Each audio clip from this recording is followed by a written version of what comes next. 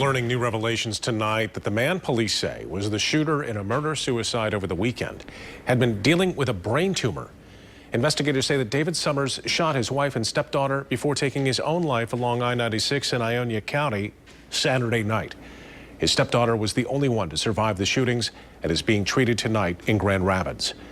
24-hour News 8's Leon Hendricks is covering this case for us live tonight at the hospital where the victim remains in critical condition. Brian, good evening to you. That surviving victim is recovering here at Spectrum Butterworth Hospital, downtown Grand Rapids. We're told she is in critical condition, but her condition is stabilized. She is surrounded by those who love her. Exactly why this happened remains a big mystery, though there is a potential clue in the suspect's very recent medical history. His daughter tells us that he had a surgery to remove part of a brain tumor the day before the shootings. David Summers is described by his daughter as a fun-loving man who liked to play softball and cheered on the Detroit Tigers. Married to Lisa Summers since 2013, News 8 found no indication of violence in their past. But Saturday night, that all changed in the eastbound lanes of I-96 near the Nash Highway exit. Police say David shot his wife, Lisa Summers, and her daughter, Amity Dewey, before he took his own life. David and Lisa were pronounced dead at the scene. Dewey rushed to the hospital with critical injuries. David's only daughter spoke with us over the phone today. He was a good man. Everybody liked him. 23-year-old Shelby Summers says her father was diagnosed with a non-cancerous brain tumor about a year ago.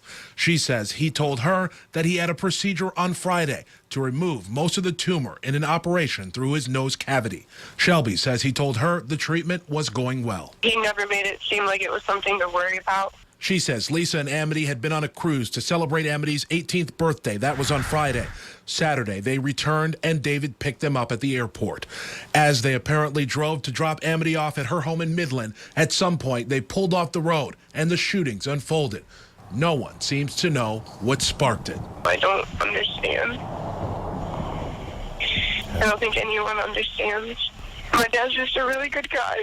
Shelby concerned tonight about the conclusions people might draw about her father based on what happened. I've seen people comment on it, and I can already see that people think awful things because they don't know the full story.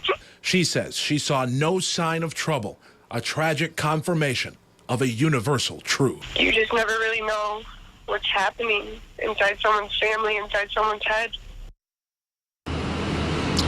True indeed. Now, David did not go on that trip with his wife and stepdaughter because of the issues surrounding his tumor, though the family tells us that his wife had no idea that he was having this surgical procedure done.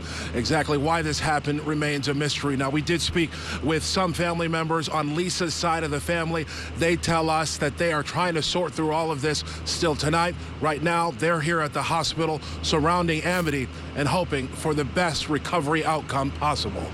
We are reporting live downtown Grand Rapids. Leon Hendricks, 24-hour News 8.